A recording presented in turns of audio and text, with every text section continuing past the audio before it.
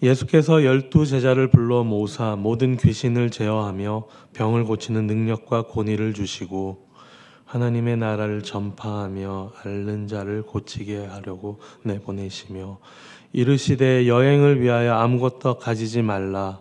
지팡이나 배낭이나 양식이나 돈이나 두 벌 옷을 가지지 말며 어느 집에 들어가든지 거기서 머물다가 거기서 떠나라.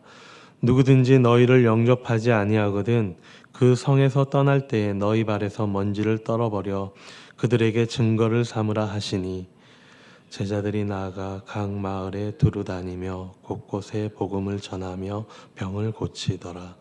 분봉왕 헤롯이 이 모든 일을 듣고 심히 당황하니 이는 어떤 사람은 요한이 죽은 자 가운데서 살아났다고도 하며 어떤 사람은 엘리야가 나타났다고도 하며 어떤 사람은 옛 선지자 한 사람이 다시 살아났다고도 함이라.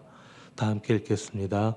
헤롯이 이르되 요한은 내가 목을 베었거늘 이제 이런 일이 들리니 이 사람이 누군가 하며 그를 보고자 하더라. 아멘.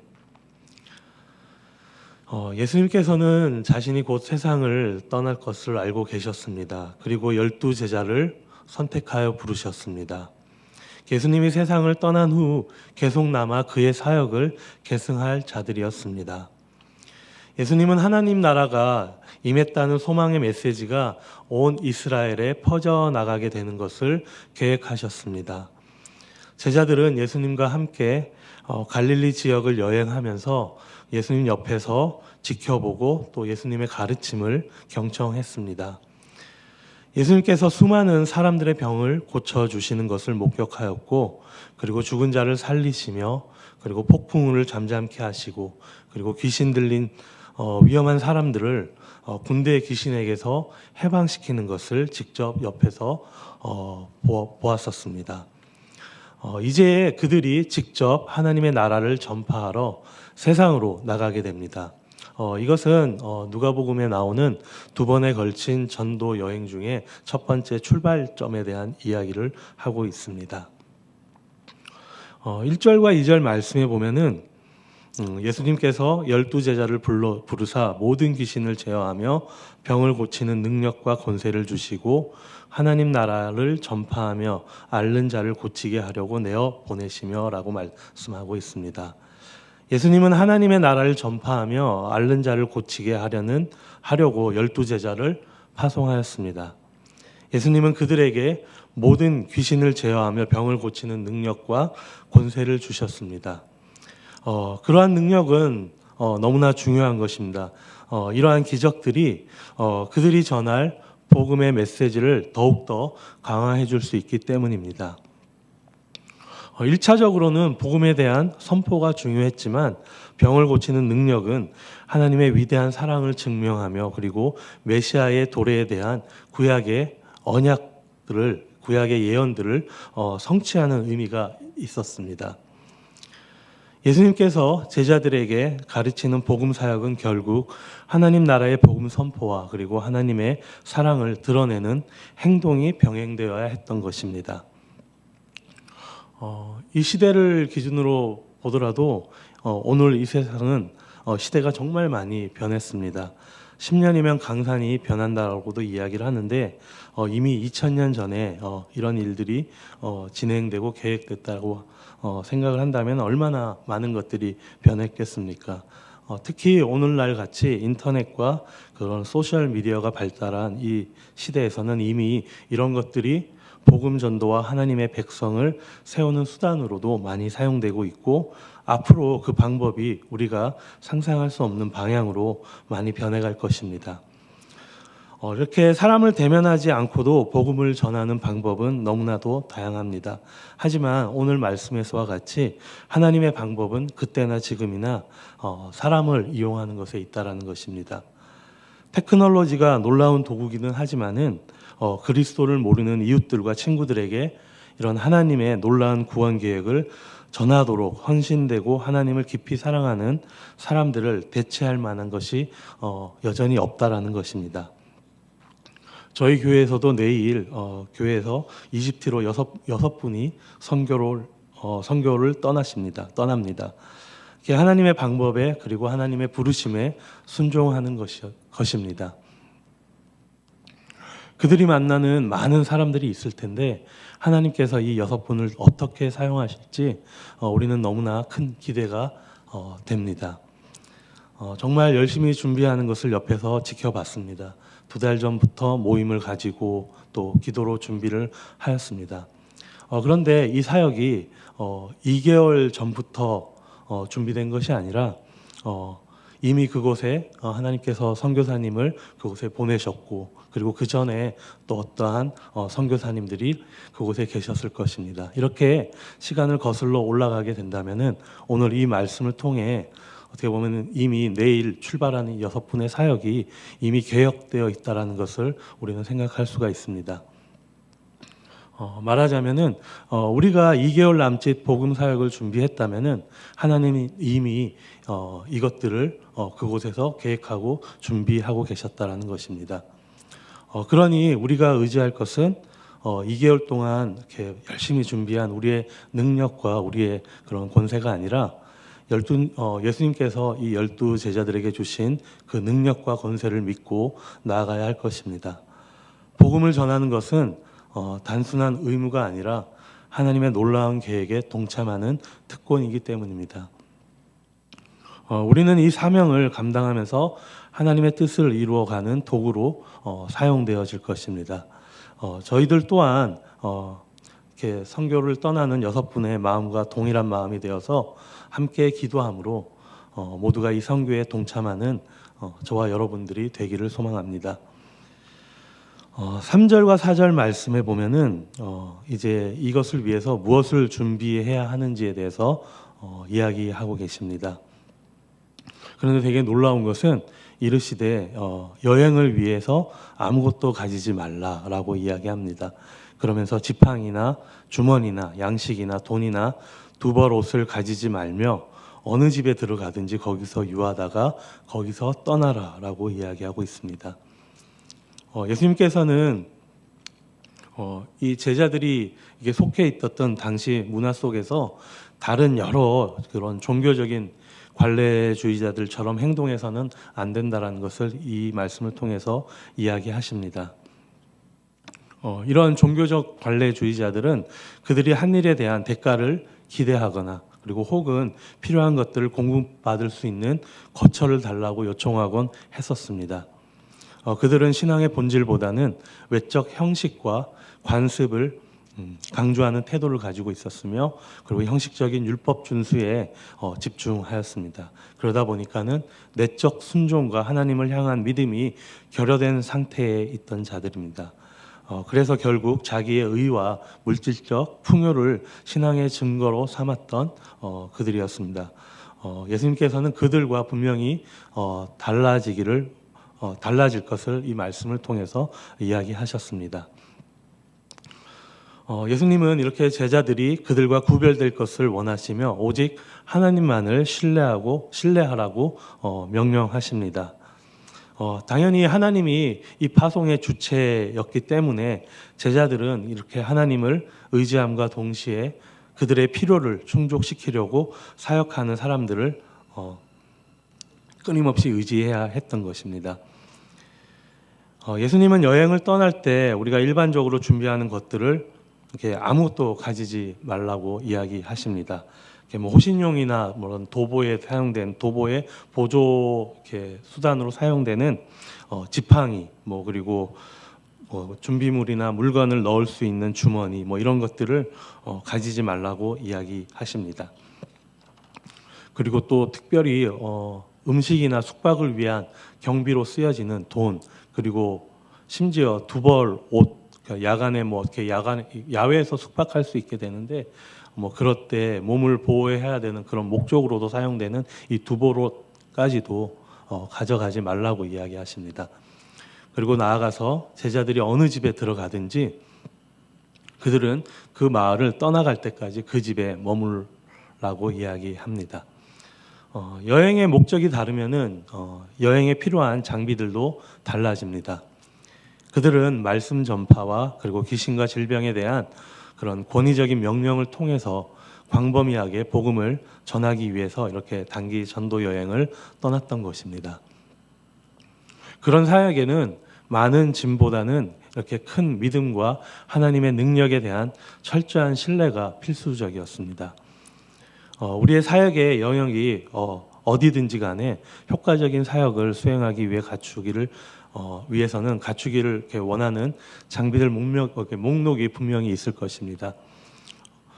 물질적인 필요에 대한 그런 목록을 작성하기 전에 하나님이 우리의 필요를 채워주시기를 끊임없이 구하고, 그리고 그의 내적인 능력과 하나님이 주시는 복을 우리의 사역에 부여해 주시기를 분명히 기도를 통해서 우리는 구해야 할 것입니다. 그리고 5절 말씀에 계속 이렇게 이야기하십니다. 누구든지 너희를 영접지 아니하거든 그 성에서 떠날 때 너희 발에서 먼지를 떨어버려 저희에게 증거를 삼으라 하시니라고 말씀하십니다. 이렇게 하나님 나라의 복음을 전하다가 그들이 복음을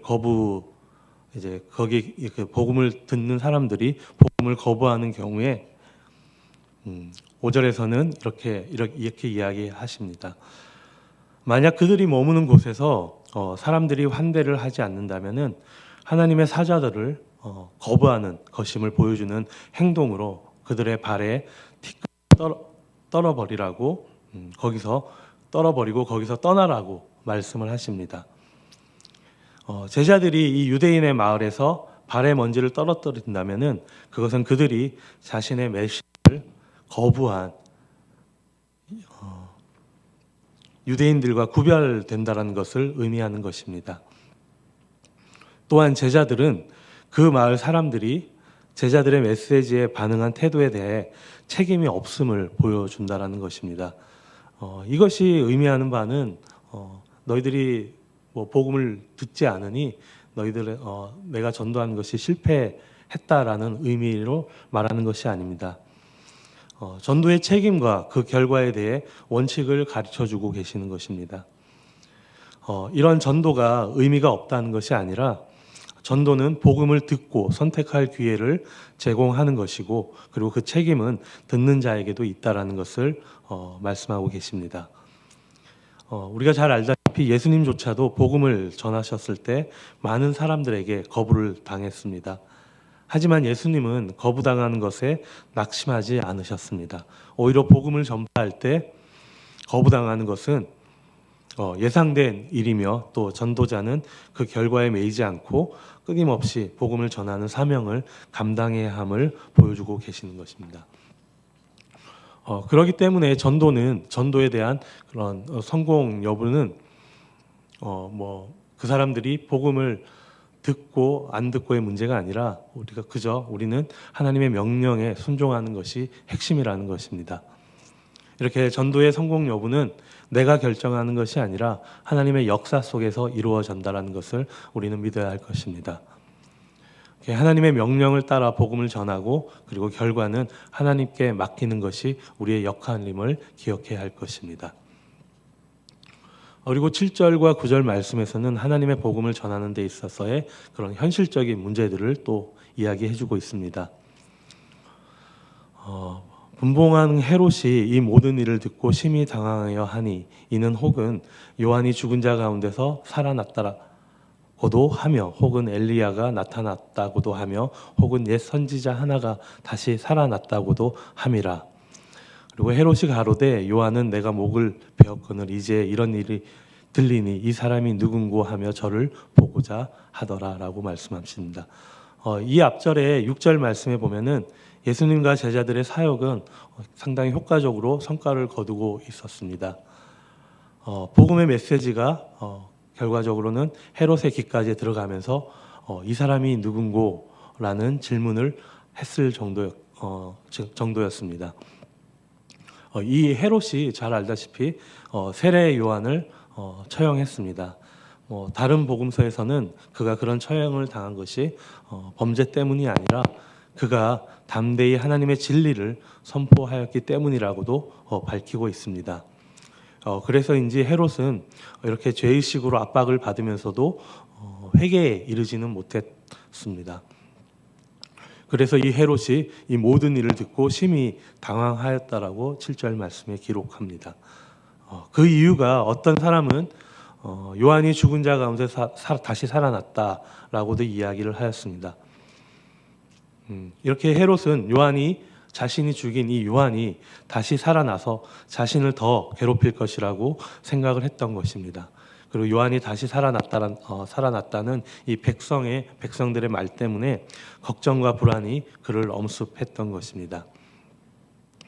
또 어떤 이들은 엘리야가 나타났다고도 하고, 또 어떤 사람은 옛 선지자 한 사람이 다시 살아났다라고 하는 이야기를 이 헤롯은 들었던 것입니다. 그리고 9절 말씀에서 보면은 헤롯은 이 사람이 누군가 하며 그를 보고자 했습니다.